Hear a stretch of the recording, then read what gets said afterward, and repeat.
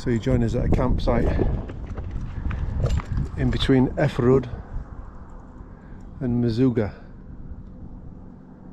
And the reason why I stopped here is because last night I had a particularly bad night's sleep with the heat while camping, and we have stopped where there's hookup. It's 110 dirham, so we are hooked up, and I've just got out with the motorhome and it is freezing in there.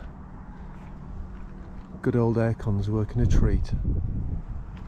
So that's the way in.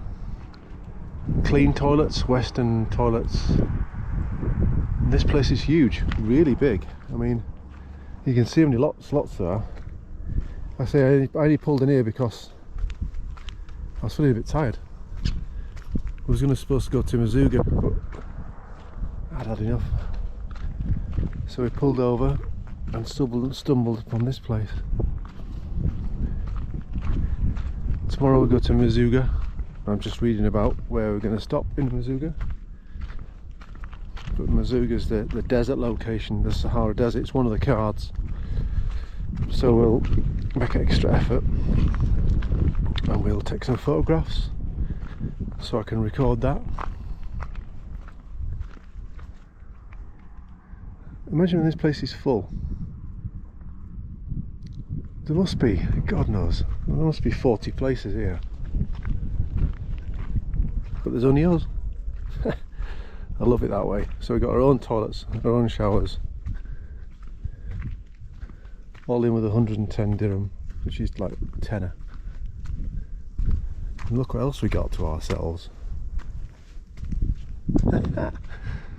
We've only got a swimming pool to ourselves. Wendy's in there.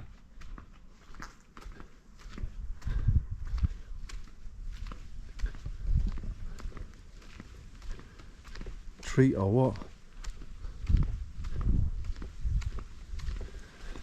So I got round here. We saw the guy said, "Oh, there's a swimming pool." And we thought, "Hello, yeah," because it's going to be like a green swimming pool with slimy sides and really dirty. But it's not. It's lovely and blue. So I got here and I immediately stripped off my t-shirt and went in my shorts and pants. Wendy's a sensible one. She went to get her swimming costume. It's absolutely lovely. You got to wear flip-flops everywhere because this concrete is red as. Ouchie.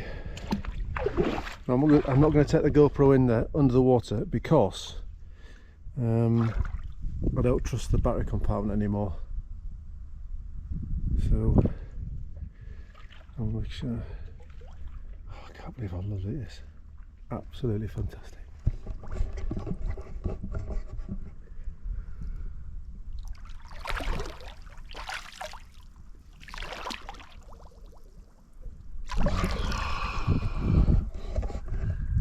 There you go.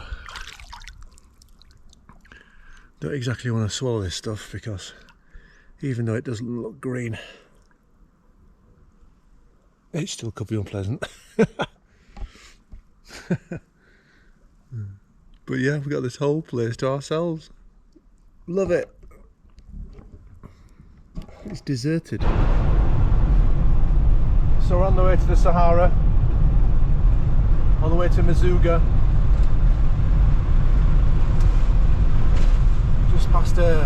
Just gone through a small town, done some shopping. Look at the sand on the roads. It's really windy. Just taking my time down this road, but it won't take long for this road to cover over with sand, that's for sure. We've got 10 miles to go till we get to Mazuga, and then we'll have a scout around, see which is the better camping site. We seem to have had our choice so far, so hopefully luck stays with us. We can have a drive around and find the best position or best place. See the sand creeping onto the road there.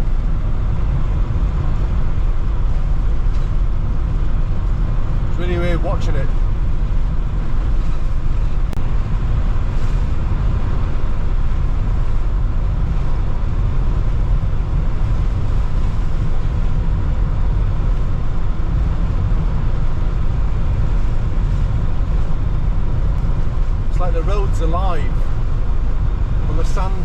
swirling down it like snakes coming towards you.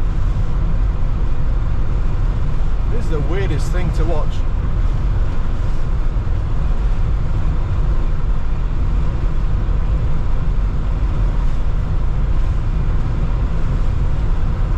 Of course, this road goes on and on and on. With basically, Mazuga is as far south as you can get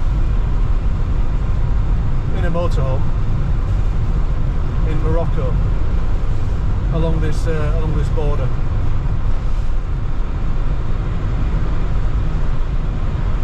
So we're going to go down here. We're going to see what it's all about. It's a card location, so we'll take some nice photos down there.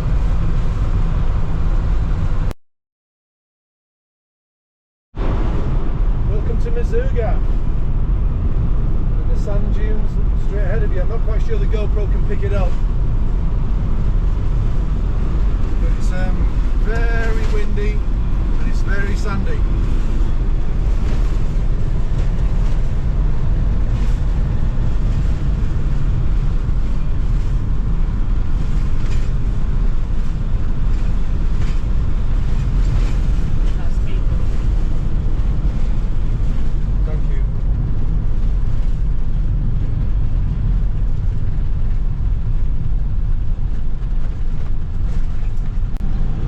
So on the way to the campsite, which is just over there, we've managed to get ourselves bogged in, and rather than drag the old girl about, I've stopped. I did try backwards and forwards, but it's not going anywhere, that. But I need to be pulled out because the campsite's just down the road. Here, Mike, around. Yeah. Come here. Thank you, my friend. Okay. Yes, okay. Ukraine? England. English. We go to this campsite here. Pyramid. Yeah. Okay. Yeah. Okay. Is this a road here? No problem. Just before ground. Yeah. Here is okay. Yeah. Sand just here. Shite, I know. Yes. I know, my friend. Okay. It's okay. It happens. Never been bogged in with a motorhome before, but there you go. So this guy's going to do a recovery.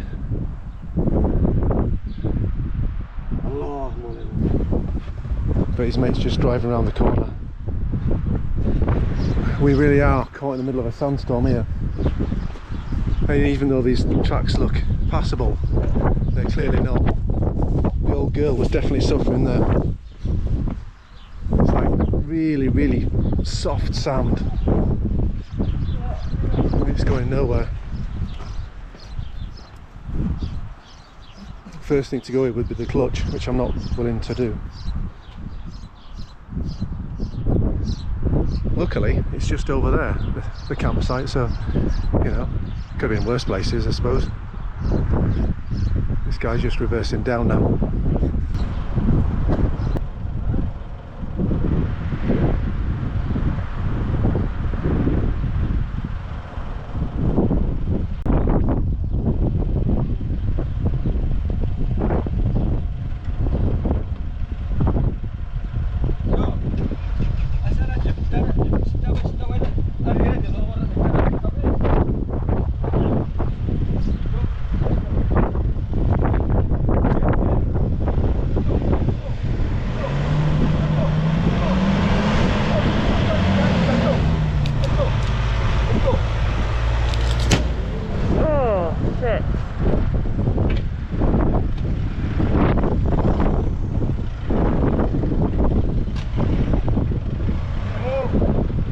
Rope snapped.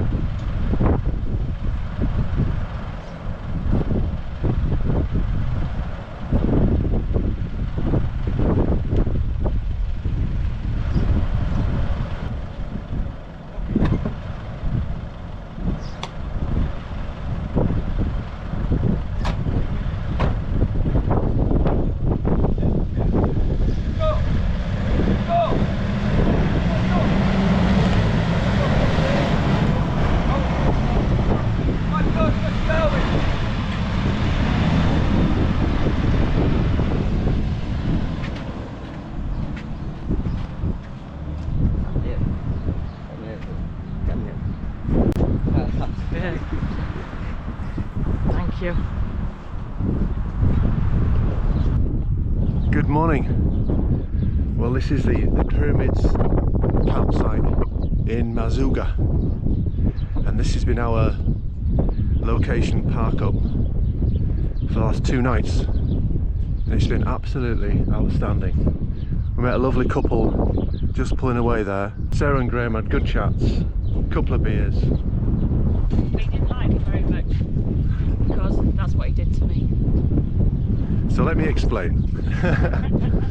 We went on a 4x4 experience yesterday, and the guy, I'll put the video on after this, but the guy basically, he really should have known that with the wind the sand dunes change shape and location, and where he'd driven before only 2 days earlier there was a steep drop off, and we dropped off. I thought we'd rolled over, I honestly did, but as it was, we straightened up and Graham's head hit Wendy's head. Complete, absolute mistake, just an accident, you know. And now Wendy's got a black eye. Right, so if you want him to make a picture, you need to tell him to stop.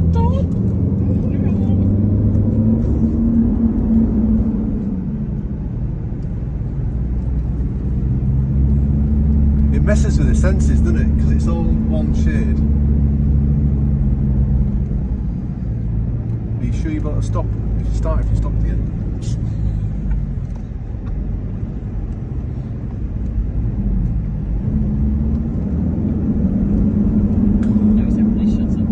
Yeah. Oh, sorry, you okay? Sorry, we've got to stop. Stop. I've just headbutted her. Oh, stop. It's going to be bad, I think. Sorry, darling. Oh, sorry. It's like glasses, I think, on it. Oh.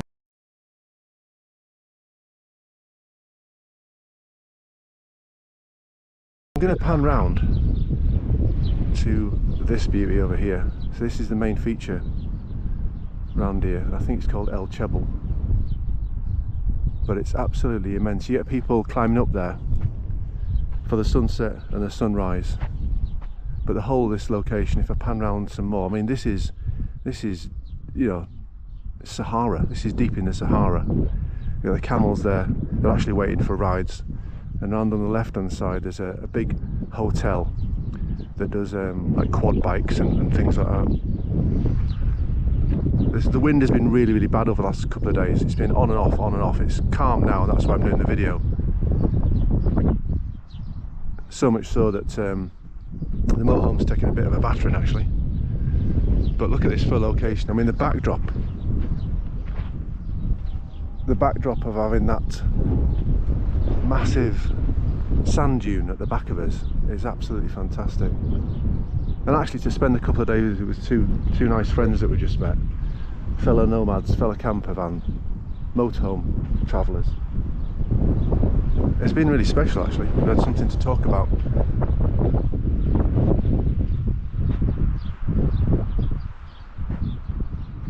So this place, like I say, in the summer or April or sort of the end of the year, this will be full. And I've heard of people queuing up to where we are now just to take a picture, but we've been lucky enough to actually stay here with that view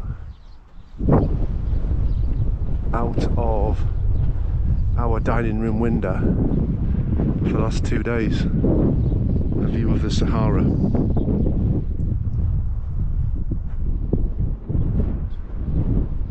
Phone's frozen. We've had actually quite a bit of problem with heat. Wendy's phone's just frozen again. But with the heat comes issues with electrics, as you know. Things warm up and then crash. From Mazuga, down in the Sahara Desert, I'm going to leave you with this beautiful view. Now the wind's building up again, and I'm going to say goodbye from the Sahara. So we've made it out of that campsite. We just drove over some more sand dunes to get here, but we made it this time instead of stopping. In my defence, the corrugation, I slowed down for a load of corrugation on the floor, and that took the momentum out of the vehicle, and that's why I couldn't build up speed to go over the sand dunes again. We've got the camels left and right, and they're just lined up for rides. because it's relatively early in the morning. I think it's about what, 9 o'clock this morning? Yeah.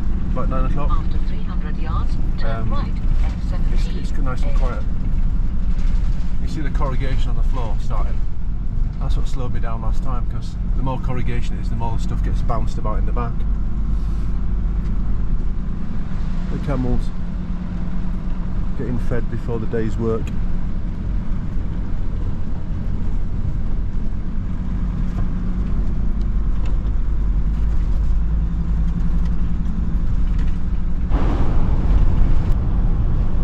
Hello.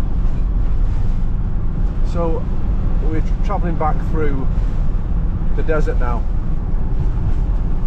and we're heading north, which is the first time we've headed north in a month and a half. Something incredible to say, that, isn't it? We've basically been heading in a southerly direction for a month and a half, all the way down from our house in Bristol. There's sand dunes in the road, sorry, and here as well, quite dangerous. Basically from our house in Bristol all the way down to the Sahara desert. Now that's a feat in itself, really. And now we're heading north. I just wanted a little bit of reflection on my thoughts so far, really. So first and foremost, Morocco is an absolutely stunning place to be. The scenery, the culture, the surroundings, and just the feeling of being in a place that's surrounded by beauty is something to behold, really. The food's lovely, the tagines, the fish.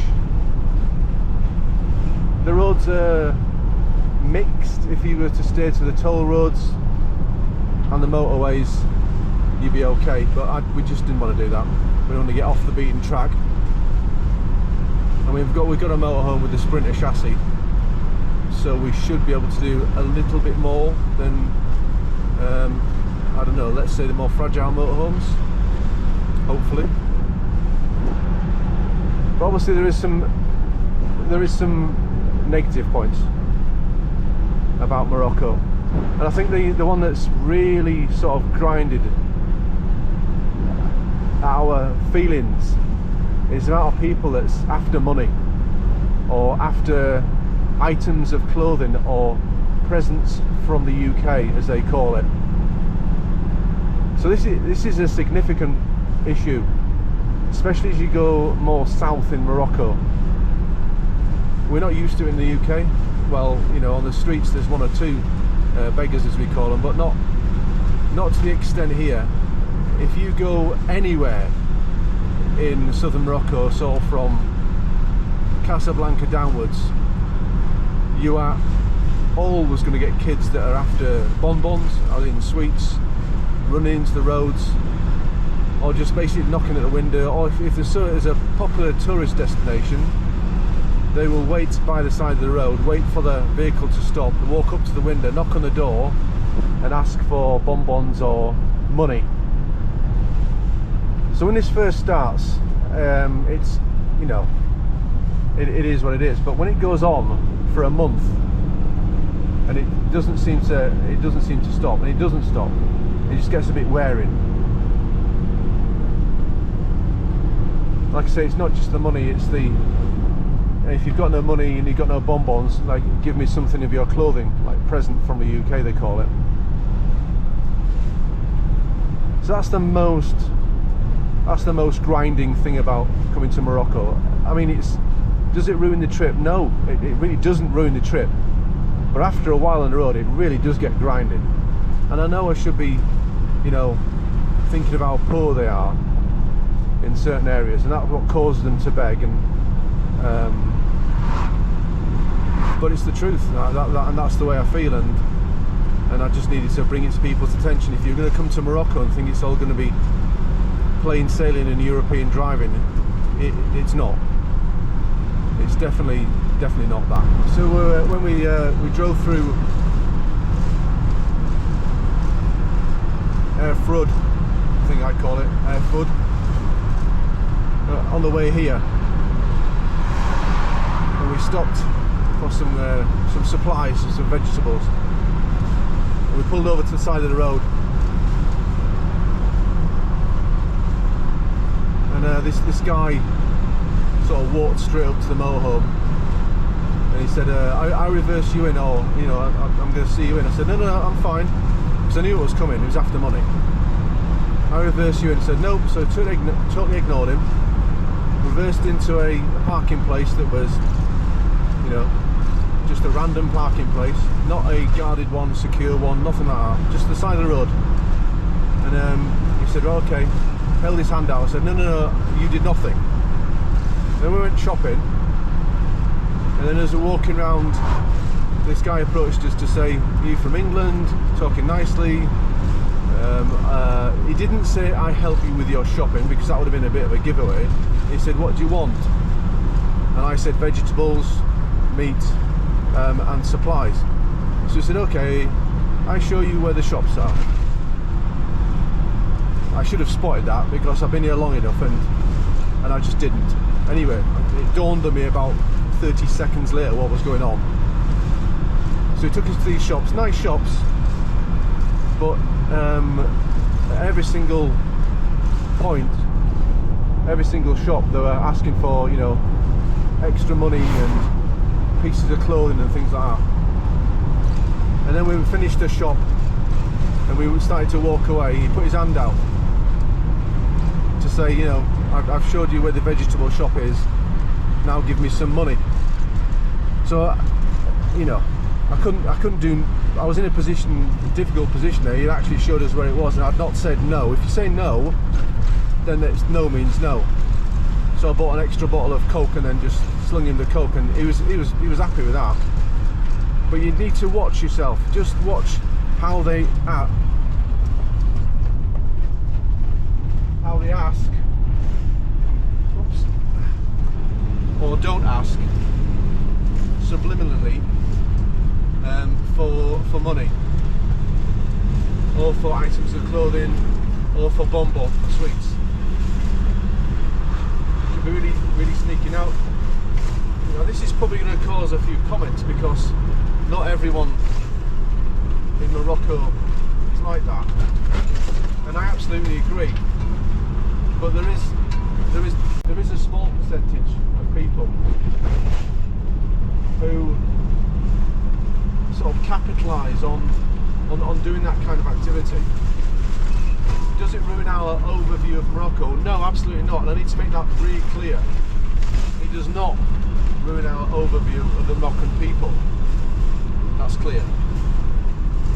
But it's that small minority who, if you get someone who keeps asking you for money, keeps asking you for clothing, or keeps asking you for bonbon, it will wear anyone down, especially if it's been happening for about a month. I've been in Morocco. I can just reiterate, Morocco is an absolutely fantastic place, and the views as you drive through Morocco, it's absolutely breathtaking. All the gorges, over the mountain passes, the Sahara Desert, absolutely beautiful beyond belief.